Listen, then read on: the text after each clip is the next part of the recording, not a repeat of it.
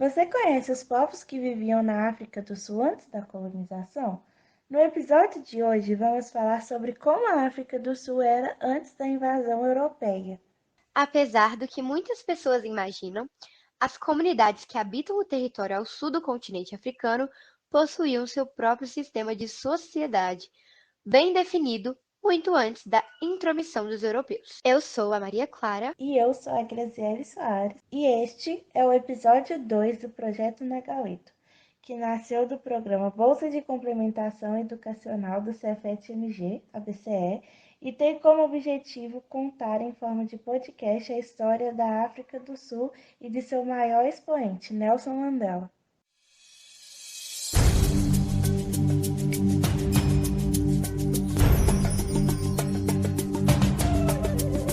Hoje vamos falar sobre como a África do Sul era antes da invasão europeia, como eram os povos, como o país era dividido, a economia e a cultura.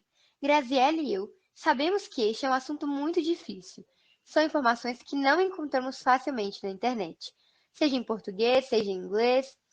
Isso já remete ao nosso dia a dia, no qual podemos ver que a cultura da África, no nosso caso com ênfase na África do Sul, ainda é pouco pesquisada e divulgada no Ocidente. E nesse caso específico, além desses fatores, existe um vilão maior que foi o apartheid, que inclusive a gente vai aprofundar mais sobre esse assunto no episódio 5.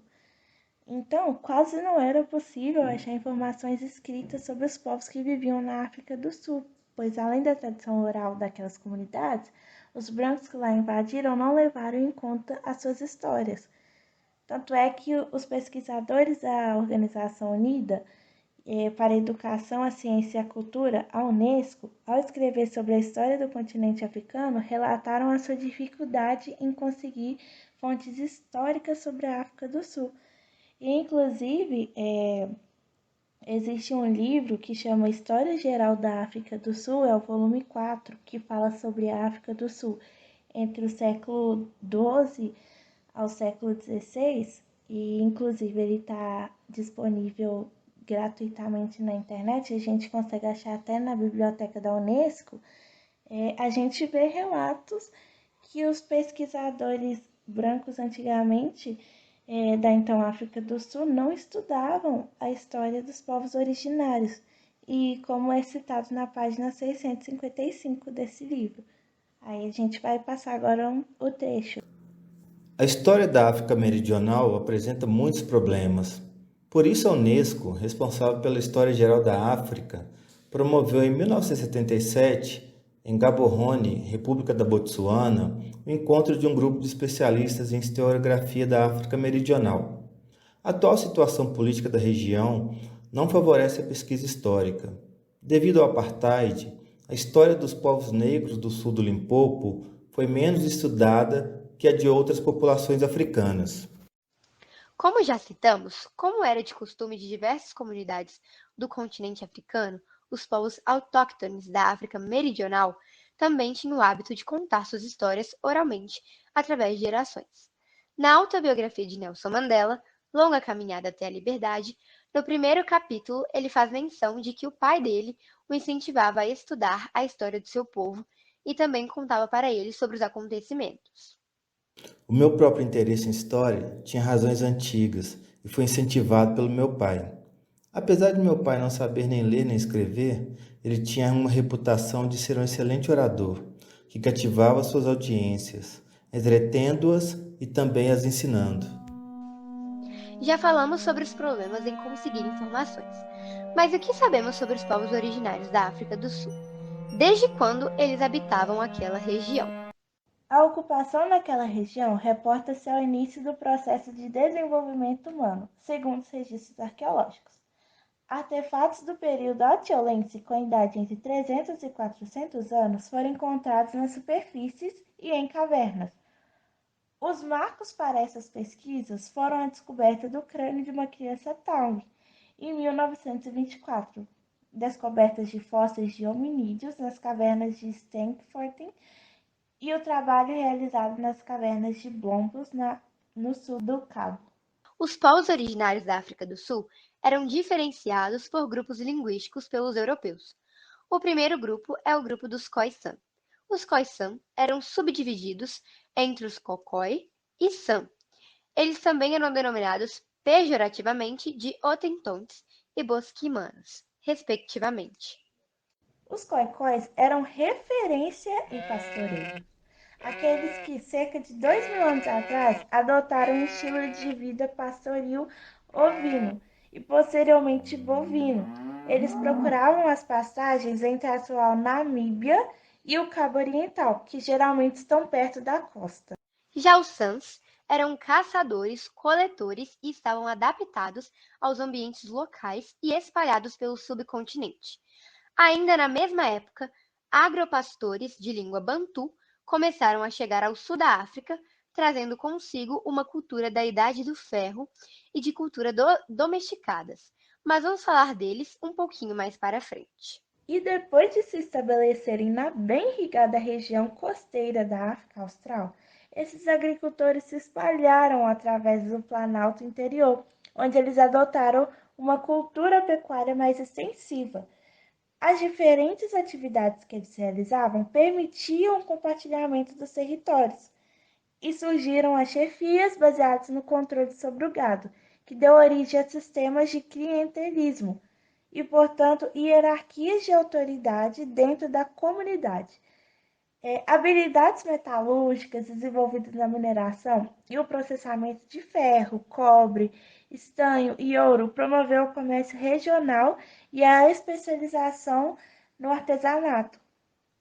A organização social deles era feita por clãs. Para quem não sabe, organização por clãs significa que o grupo tem uma ligação sanguínea ou simbólica com as demais pessoas. Na sua autobiografia, Mandela explicou como funcionava o sistema em sua comunidade. Cada Xhosa pertence a um clã que traça suas origens até um antepassado específico. Sou um membro do clã Mandiba, batizado em homenagem a um chefe Tembu que governou no Transkei, no século XVIII. O sistema econômico daquela época não se diferencia muito do que ocorre atualmente. O status de riqueza dos Khoikhoi vinha pelo tamanho do rebanho, ou seja, quanto maior o rebanho, mais poder e riqueza a pessoa tinha. Para os Khoisan, a terra era algo de uso público e não havia necessidade de privatização. Além do mais, como já mencionado anteriormente, eles tinham uma relação de clientelismo onde ambos trocavam serviços. E passando por essa questão econômica da África do Sul antes da colonização, a gente pode refletir como os europeus prejudicaram a forma de sociedade dos povos originários. Que sim, existiam desavenças, mas também existia uma certa relação de parceria, porque cada povo exercia uma função, o que deixava a convivência equilibrada e democrática. Obviamente, não se compara com todo o conflito pós-invasão. Os bantus eram um povo que tinha em comum as línguas bantas, por característica como cabelo, estatura e língua. Era possível diferenciá-los dos Khoisan. O povo banto vivia ao sul da região da atual África do Sul. Eles tinham um domínio na produção de ferro e cobre, realizavam atividades agrícolas e criavam gado. Eles viviam em clãs, mas, de certa forma, já estavam usando o conceito de Estado. Os bantus eram responsáveis pelo cultivo dos alimentos e também o uso de instrumentos de ferro. Os bantus eram localizados ao corredor oriental, próximo à costa, onde não existia vestígios de pecuária, e no corredor central, que hoje é conhecido como o Transvaal, onde existiam vestígios de pastoreio. Os bantus, como grupos autônomos, escolhiam os locais adaptados à tecnologia agrícola, e os valores pastoreais representavam a base da cultura. Eles seguiam o curso d'água e da costa. A economia da sociedade banto era bem diversificada. Os bantus que estavam presentes no litoral apresentavam uma economia mista. Já os que estavam nos planaltos áridos possuíam especialização em pastoeiro, mineração e fundição de metais. E pela abundância de território foram criados os microestados, onde tais estados eram rurais e a cidade capital política, ao qual não se sabia o que era comércio, exceto de longa distância para produtos raros. Isso teve como consequência a multiplicação de pequenos estados, gerando assim novas etnias. E a partir dos povos bantus surgiram os Nugunes, os Zulus e os Xhosas. E de início eles estavam presentes na planície dos vales úmidos, mas depois se expandiram para as demais regiões. Em vários sítios arqueológicos, como Mapungubwe e Tumlamela, no Vale do Limpopo, há evidências de sofisticadas culturas políticas e materiais baseadas em parte em contato com a economia comercial da África Oriental.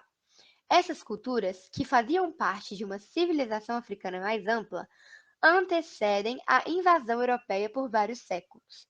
Os padrões de assentamento variam das propriedades dispersas das férteis regiões litorâneas do leste, até a concentração de cidades da orla do deserto no oeste.